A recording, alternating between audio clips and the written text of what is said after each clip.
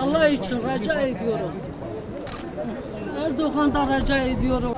Ben tek başıma. Ben bir anam. Ben kızımı istiyorum. Erdoğan'da istiyorum. Rica ediyorum. Kızımı bana göndersin. Ben kızımın hasretinde gittim. Bir gözüm pencerede, bir kulağım kapıda. Gönderen Elif Akala'dır. Tuğba Akala'dır. Kızımı gönderen bunlardır. Kızınızın neyi oluyor bu akrabadır. saydıklarınız? Benim akrabadır.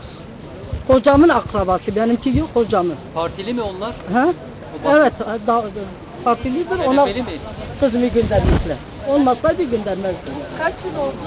Ha 5.'dedir. Kaç yaşındaydı kızınız? 19 yaşında. Ana hoşum. Aracaktım kızlamışım abi şimdi. Ha 5. senedir. 5. senesi. 2 Mart'ta kızım kaybolmuş. 2 Mart. Evliliğin kızımı kaybetmiş. Nasıl kayboldu? Kızım hastanede, kızı hastaydı. Dedim zar hastaneye gitti. Telefonu açtım daha gelmedi. Dedim ya gelmedi. Dedi ana bir ayda gelmemiş. Lice'den mi götürüldü? Zar oraya götürmüşse neresi olsun. Lice'ye götürmüş, nereye götür Allah bilir. Bir haber alabildiniz mi? Bir kere tek kalmış.